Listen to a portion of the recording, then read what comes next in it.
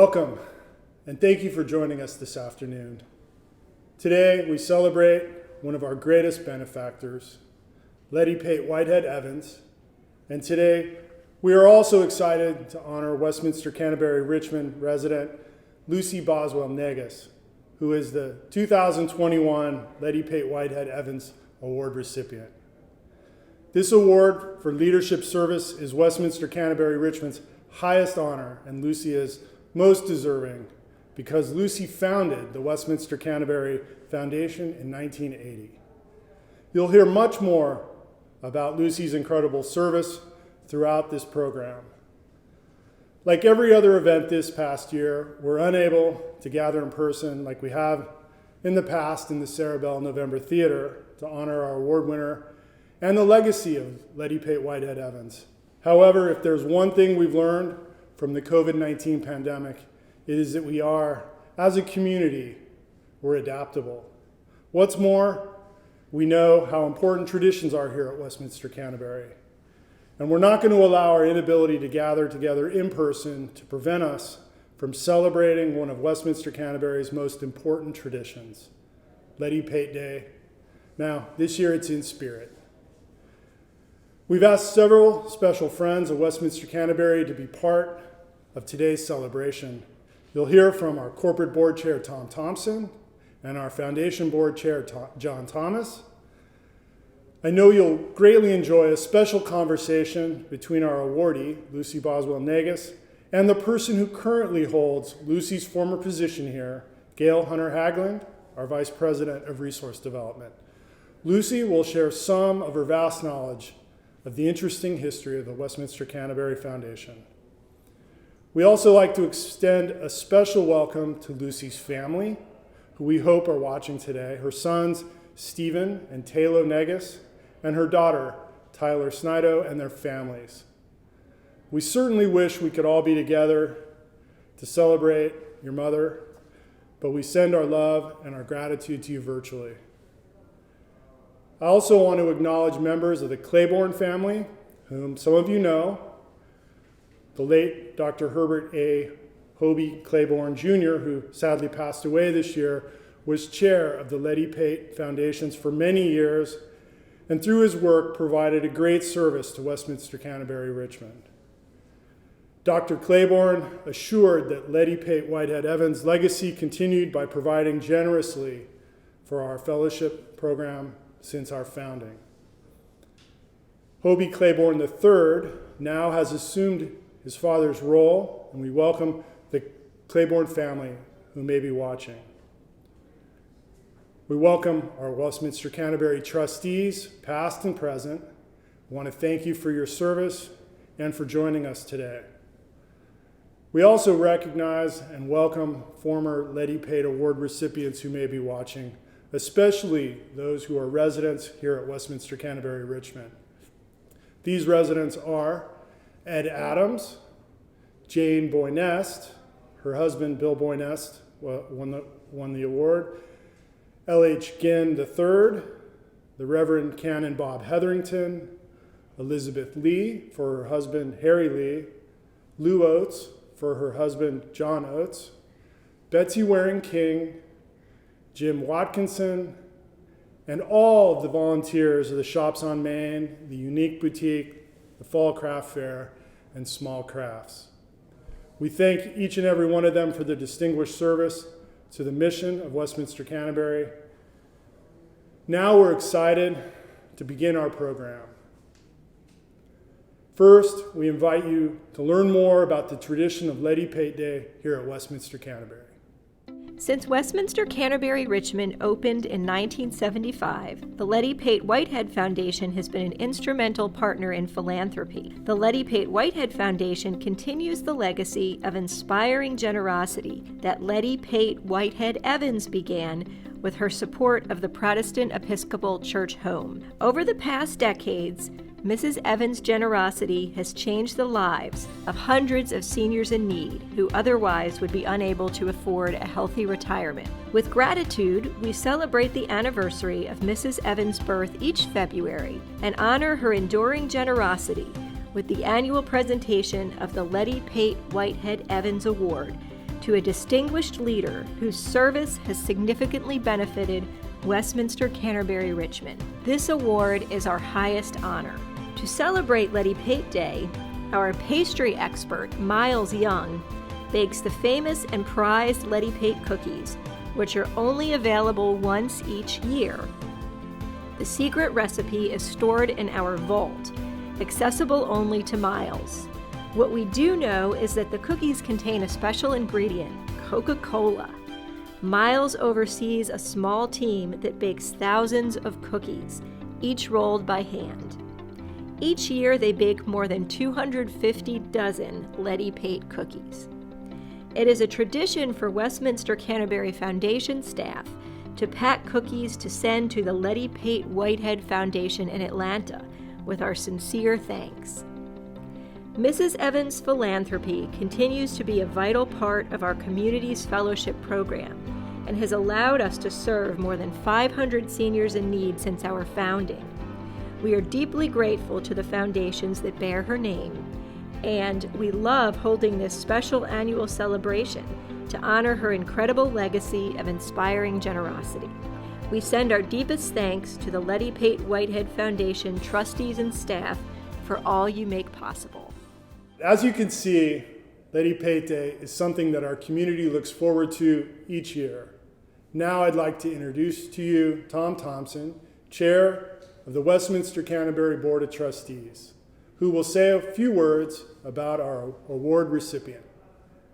Good afternoon and welcome. On behalf of the Board of Trustees, it's my honor to be a part of this celebration to honor two exceptional women who've had a profound impact on Westminster Canterbury, Lucy Boswell Negus and Letty Pate Whitehead Evans.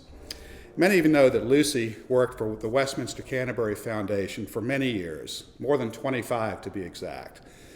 As John mentioned, Lucy is responsible for starting the foundation.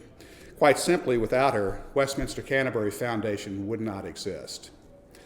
Hired in 1977 as the Director of Community Relations, Lucy set about with firm determination and sheer hard work to build a relationship and a network of mentors among Richmond area development professionals, ultimately persuading Westminster Canterbury's former leadership to establish a board of trustees specifically dedicated to fundraising for the fellowship program and guiding the new foundation. Westminster Canterbury Foundation was officially founded in 1980 and is still going strong today, 41 years later. I could talk for quite some time about all that Lucy has accomplished here, but why not let her talk about her fascinating experiences in her own words?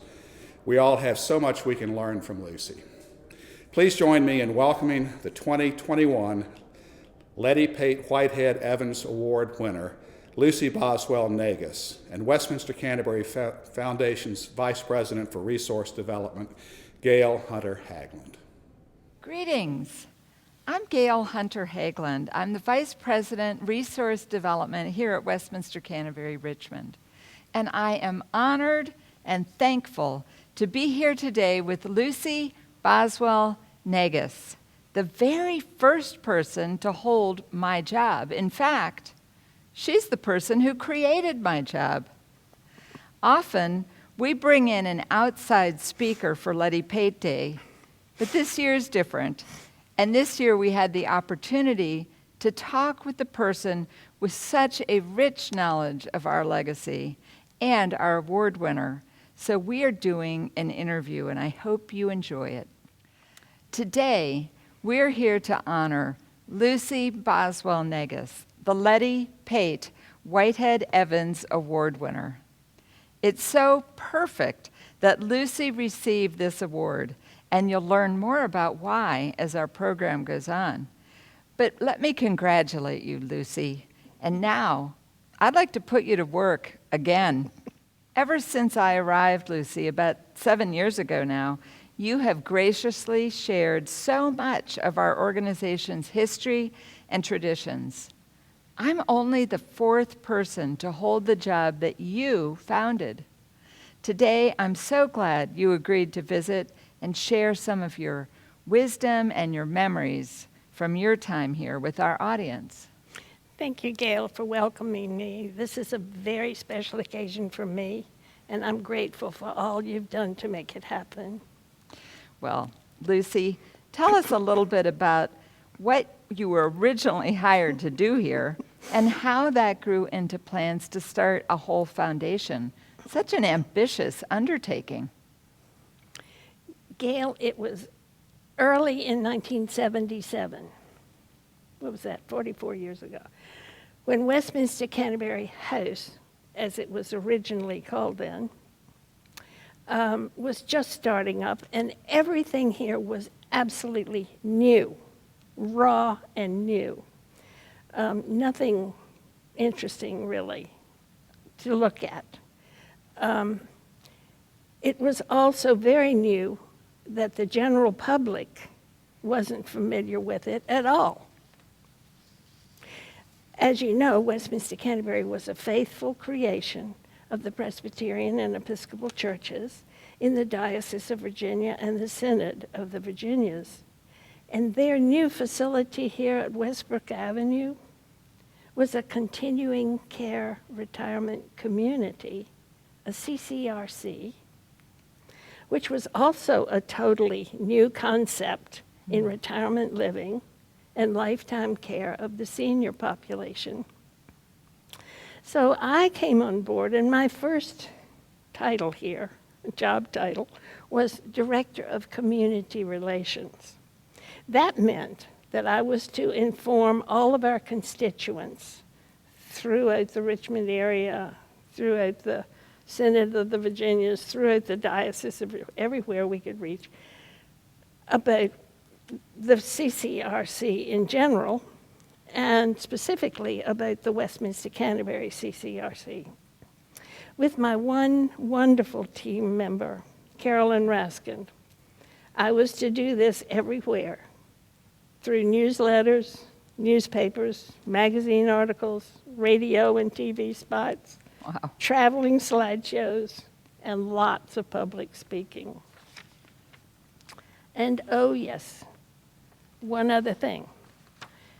I would have to raise money to support the fellowship program of financial assistance. It was this fundraising part of my position that led eventually to the decision to establish our Westminster Canterbury Foundation and our professional fund development program. That was in 1980. The foundation was founded in 1980.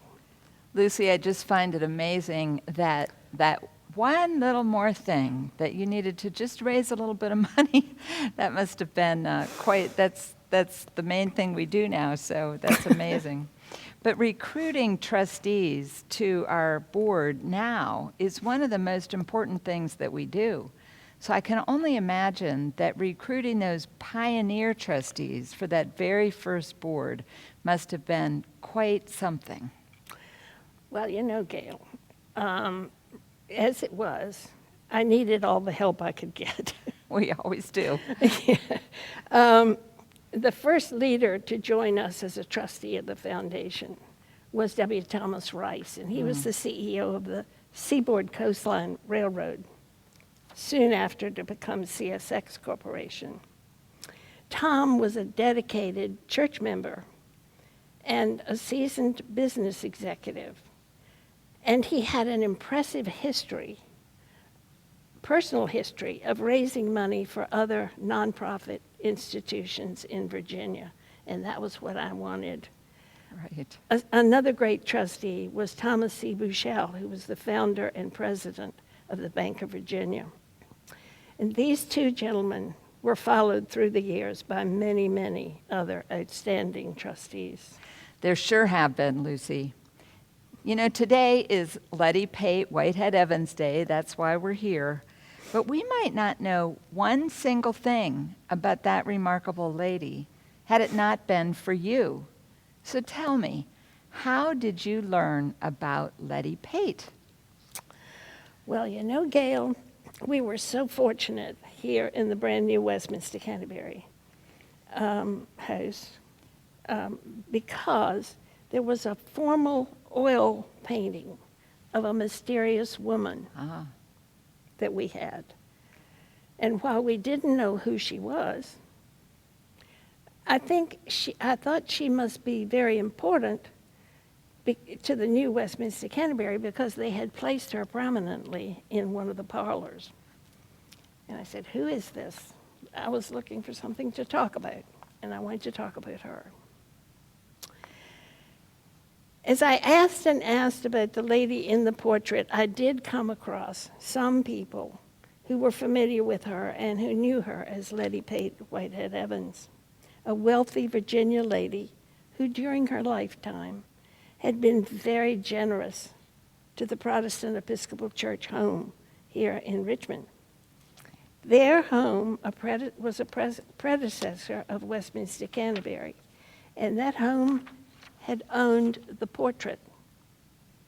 So when Westminster Canterbury was created and the other home was closed, the portrait came to Westminster Canterbury. And eventually, several foundations had been established in her name with her financial estate, and these foundations were in Atlanta, Georgia, also home of the Coca-Cola Company. That was critical right there. That becomes important to this story. So when I called the president of those foundations in Atlanta, his name was Charles McTeer, he was very generous and interested in what we were doing, and he was helpful. And I told him that here at Westminster Canterbury, brand new, we had a portrait of Mrs. Evans, Letty Pate, but we didn't know who she was really. We didn't know her story. Well, he told me, and that story was so exciting.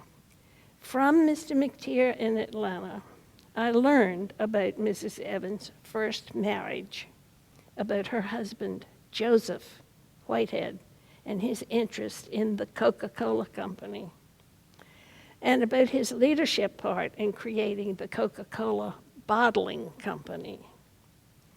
And I learned how, after Joseph's death, Letty Pate Whitehead Evans had taken over his part in the business of bottling Coca-Cola. And also, a most interesting and exciting thing I learned from my new friend in Atlanta was that right here in Richmond, Virginia, we had the one and the only Virginia trustee of the Lettie Pate Whitehead Foundation. And his name was Dr. Herbert A. Claiborne, Jr.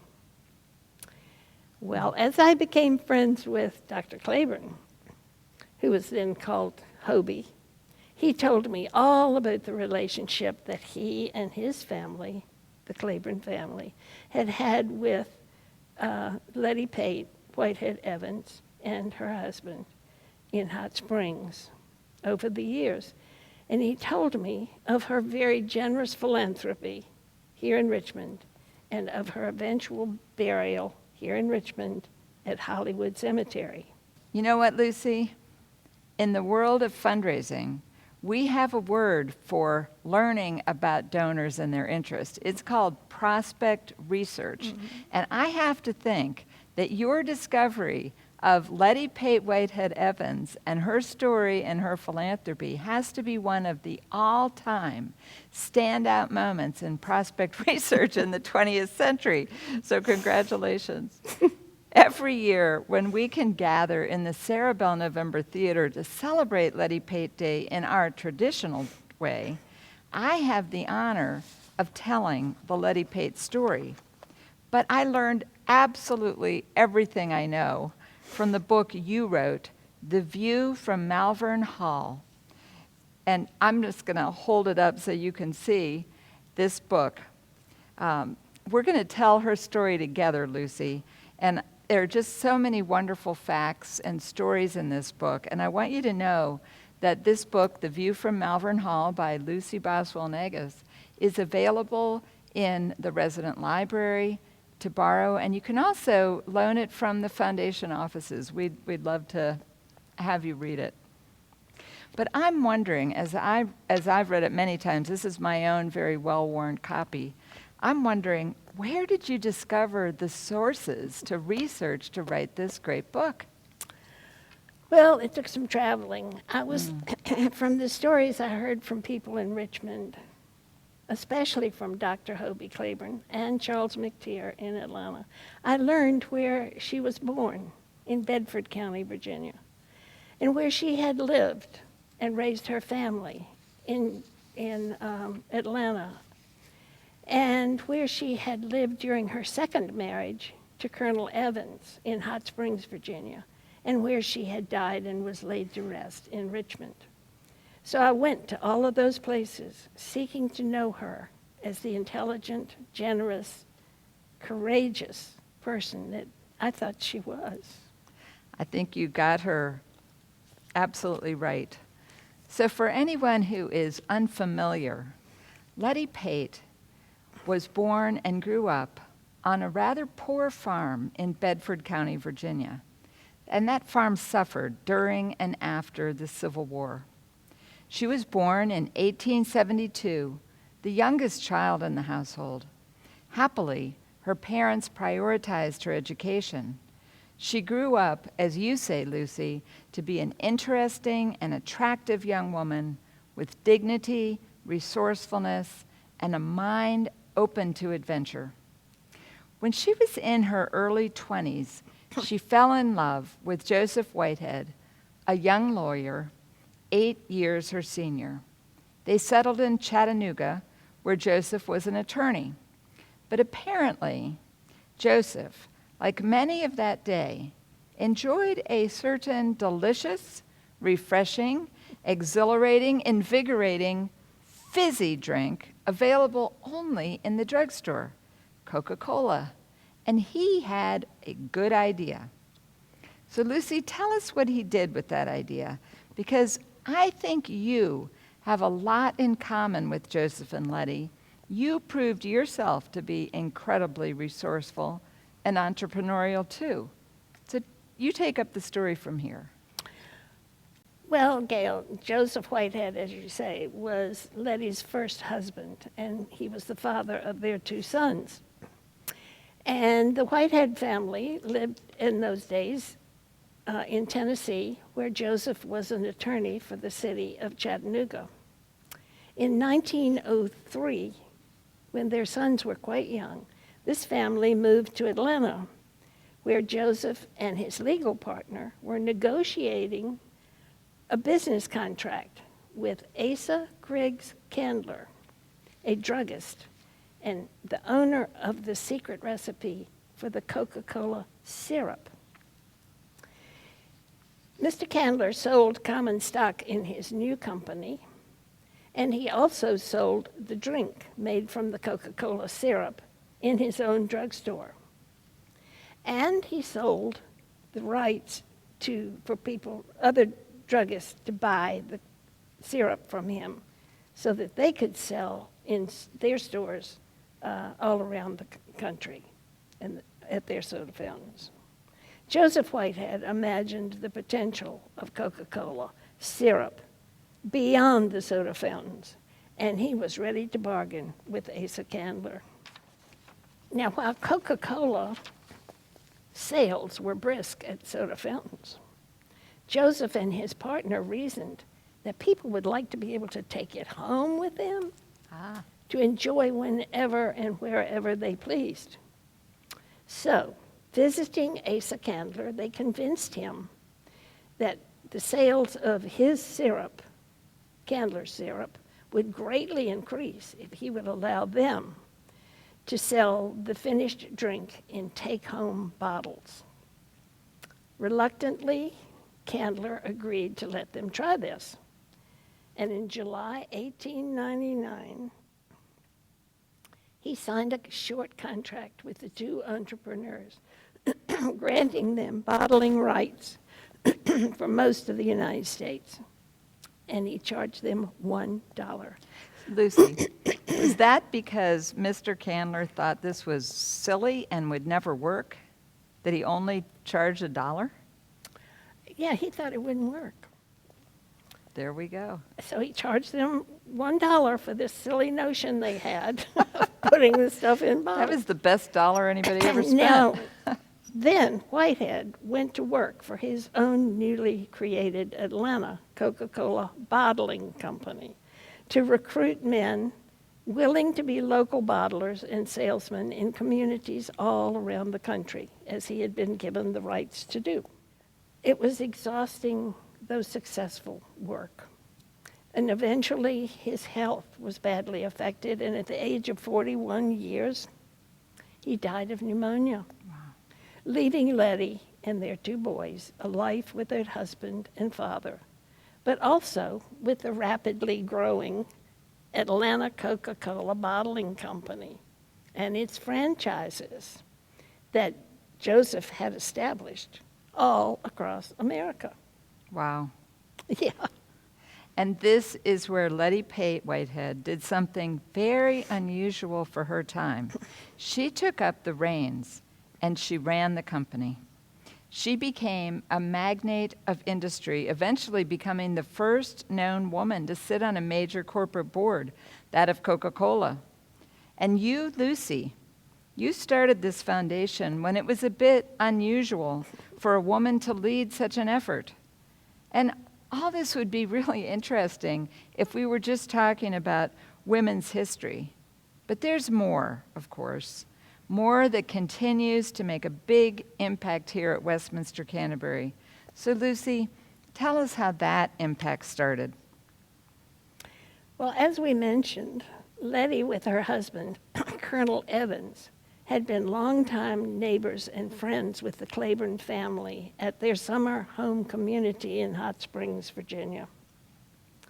And knowing of Letty Pate Evans' interest in her church community, as well as in helping people in need, Mr. Claiborne encouraged her to visit Richmond and the Protestant Episcopal Church home, where several dozen elderly ladies lived. This was the home that preceded Westminster Canterbury and that had passed along the portrait with which this story begins.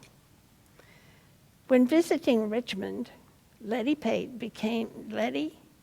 Whitehead Evans became friends with the resident ladies in the home and with the staff and management team. And for their home, she gave them a new building at Thompson Street and Grove Avenue. And through her last will and testament, she furnished that home with her own fine linens and silver and china and furniture and works of art. And when the Episcopal Church home was closed in 1975, all of those things, including the portrait of Mrs. Evans, came to Westminster Canterbury, along with each of the 44 residents who lived there and the home's matron. Proceeds from the sale of that building, which still is at Thompson and Grove, provided for their total care and the Westminster Canterbury's first fellowship endowment. Wow. Lucy, as you said earlier, you developed a friendship with the foundations that bear her name, the Letty Pate Whitehead Foundation and the Letty Pate Evans Foundation. Every year since, the Whitehead Foundation supports our fellowship program very generously. Fellowship provides housing, meals, medical care, and all the vital living available at Westminster Canterbury to those who could not otherwise afford to live here. We recently received word that the Whitehead Foundation has pledged $673,200 toward our fellowship program for 2021. It's amazing. And last year, the Evans Foundation provided a $500,000 grant toward our new spiritual center. In fact, over the years, the work you started has now yielded approximately $12 million in support over the years from these foundations. Just amazing. Westminster Canterbury has the largest fellowship program of its kind that we've been able to find anywhere. And it's really because of you. So tell me, Lucy, why does the fellowship program matter so much to you? Our fellowship program, Gail, is the foundation of Westminster Canterbury Richmond. Yeah. It is the rock on which Westminster Canterbury was built. Absolutely. This program of financial support makes possible our financially diverse resident population, which is a mirror of Presbyterian and Episcopal Christian churches everywhere. We are able to welcome and make a secure home here for many men and women who otherwise would have had a very different sort of life. You know, Lucy, not only did you start our foundation, teach us about Mrs. Evans, and initiate the relationship that we still enjoy with her foundations, you originated the very day we're celebrating today, Letty Pate Whitehead Evans Day, and it's turned into such a marvelous tradition. And of course, a part of that celebration every year, and it will be again this year, is the Letty Pate cookies. You started that tradition as well. So tell me, how did that get its start? So we decided to have a contest for cooks to try to create this confection that we needed. And we challenged many cooks among our friends and volunteers and families to create the perfect edible confection using Coca-Cola as the main ingredient. Among the people who took on this challenge was my then 16-year-old daughter, Tyler, who I must say is a whiz in the kitchen. Tyler found that creating a confection around Coca-Cola was not easy. Everybody else was finding the same thing. I think the fizziness caused a problem with the dough of the cookie. That makes sense. But she finally developed a cookie recipe that she could work with, and it tasted good. Her cookie met all the requirements that we had, and it is her recipe for the Letty Pate cookies that we still offer each year, only on the birthday of Letty Pate Whitehead Evans. And of course, between birthday years, this secret recipe with the secret ingredient of Coca-Cola is kept secure and safe in the Westminster Canterbury vault, which is our tribute to the also safely protected recipe for Coca-Cola syrup. Perfect. And you know what? Everyone who lives at Westminster Canterbury Richmond is receiving cookies today right at their door. So the tradition continues, even though we can't meet in person. You know, it's amazing, Lucy, to think that only 41 years ago, Westminster Canterbury Foundation got its start. Today, the foundation truly nourishes the spirit of generosity here. Generous donors assure that we can practice excellence and compassion in equal measure. Our donors support that fellowship program, helping seniors in need and providing each and every resident security and peace of mind, which is so important. But there's so much more. Donors provide healthcare excellence, pastoral care interns, a memory care chaplain, and memory support therapies, incredible performing and studio arts, support of our precious workforce, help for our Child Development Center, and even our new spiritual center. I am so honored and blessed to lead the Foundation's work today, but I know clearly, and so does my team, that none of this would be possible without you and the incredible start that you gave it. So thank you, Lucy, for all you did, all you continue to do, and congratulations on being the 2021 Letty Pate Whitehead Evans awardee. Thank you. Thank you. And now I'm going to turn this over to Westminster Canterbury Foundation's chair, John H. Thomas. Thank you so much. Thank you all for joining me here this afternoon and allowing us to continue one of the great traditions at Westminster Canterbury despite these unusual times. I'm following in a long line of foundation board chairs. I'm actually the 18th foundation board chair. Tom Rice was the very first board chair. He led the Charter Foundation when it started in 1980. All of us board chairs have so much to learn from Lucy's legacy. One of our previous board chairs is Massey Valentine Jr., who was chair from 2006 to 2007. Massey still serves as a volunteer for the foundation.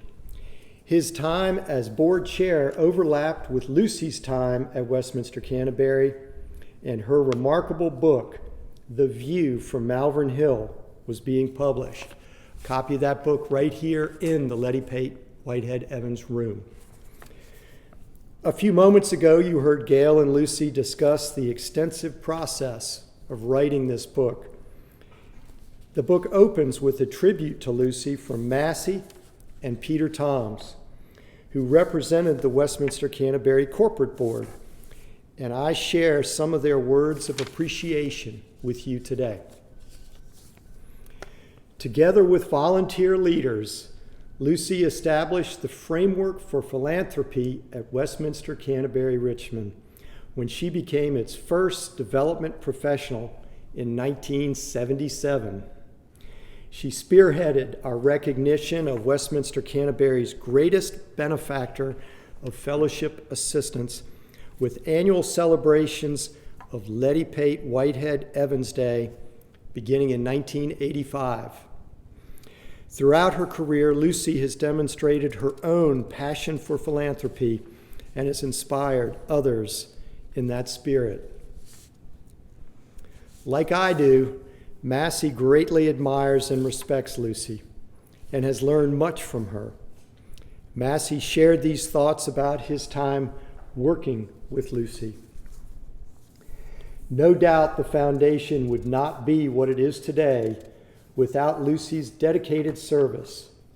I think she may have coined the phrase friend-raiser. If not, she certainly embodied it. Her perspective of philanthropy might be paraphrased as such: make friends first, and the rest is a lot easier. And I know we all embrace that today. I know that writing The View from Malvern Hill was one of the many highlights of her life. I know there are many people whose lives she has touched that she would love to see, who would love to see her receive the Letty Pate Award. And I certainly agree. And I will just add that in coming across past chairs and past board members, I've heard at least 2 or 3 times, and I'm sure more. I remember when we got that started with Lucy, and it's just, it's like telling a really bright history. And so it's very much with us today, and we appreciate that.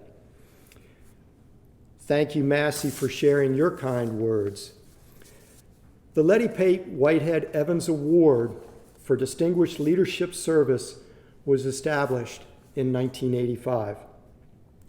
This is our highest honor. It is presented with appreciation for continuous, outstanding dedication to the mission and advancement of serving older adults, both within Westminster Canterbury Richmond and in the greater Richmond community. Lucy Boswell Negus has demonstrated a remarkable commitment to the Westminster Canterbury community, including steadfast dedication and advocacy on behalf of the mission of Westminster Canterbury Foundation. As Tom mentioned earlier, Westminster Canterbury Foundation would not exist without Lucy. If one needs a lesson in steadfast resolve or a model for what to do if you're facing uphill battles into uncharted territory, well, Lucy is such a model. Her work has literally changed the lives of countless others, and especially seniors in need. As you heard earlier, Lucy was absolutely integral to the very important process of forming a separate, distinct Board of Trustees comprised of Richmond area business leaders to guide Westminster Canterbury's Foundation's fundraising efforts. To accomplish this, Lucy worked tirelessly with the two chairmen of the original 1972 fundraising campaign that established Westminster Canterbury Richmond, Tom Rice and Angus Powell. With the guidance of these mentors, Westminster Canterbury Foundation was created in 1980 with that remarkable group of charter members serving as the first Board of Trustees. Under Lucy's direction, Westminster Canterbury Foundation continued to grow and flourish, and over time, the fundraising has expanded to support not only the fellowship program, our bedrock program, but also other programs that provide a difference, a positive difference. We like to say sometimes a margin of excellence for this community. Part of Lucy's many fundraising efforts included the highly successful Vision 2007 campaign to raise funds for endowment programs and equipment to complement the Next Chapter expansion at that time. Lucy was responsible for uncovering the special relationship that existed between Letty Pate Whitehead Evans and the Protestant Episcopal Church Home, a predecessor organization to Westminster Canterbury. You heard earlier from Gail and Lucy how that relationship has flourished over several decades and how blessed we are to have the continued, very generous support from the two foundations that bear Mrs. Evans' name. Our fellowship program certainly would not be able to be what it is today without Lucy's care and hard work, and Mrs. Evans' generosity and those who were responsible for continuing her legacy. Lucy's far-reaching legacy here is abundant. Throughout her career and since her retirement, she has continued to be a valued historian, an eager and generous mentor, and a tireless advocate for Westminster Canterbury's mission, as well as being a resident. Outside of Westminster Canterbury, Lucy has volunteered extensively with churches, civic organizations, and professional fundraising organizations, further underscoring how deserving she is to receive this award today. As a resident at Westminster Canterbury, she has continued to invest in this community as a floor representative through her work with the Employee Christmas Fund, sharing her beautiful poetry that you may have read in the Westminster Canterbury Tales, and giving selflessly of her time to educate staff whenever needed about our community's rich history. And I will say we do rely on that rich history and Lucy's deep knowledge there. It is only appropriate that the person whose hard work and determination spearheaded the existence of Westminster Canterbury Foundation, and that now she receives its very highest honor, the Letty Pate Whitehead Evans Award. We offer our sincerest gratitude and congratulations for all that you have done to benefit this community. Come on and step forward and let's give you this award. And I would like to allow you, if you would like, to just speak a word or two. And thank you.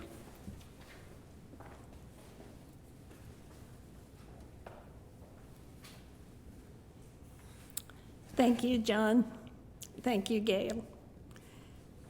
Thank you for making the Westminster Canterbury Foundation what it is today, continuing on, because we have a rich history, we're going to have a rich future. And that's the wonderful part. And I thank the Board of Trustees of the corporation and the Board of Trustees of the foundation. Thank you very much for this. It's an exciting day for me. Thank you. Lucy, thank you so much again. And now I will turn the program back over to John Burns. Thanks.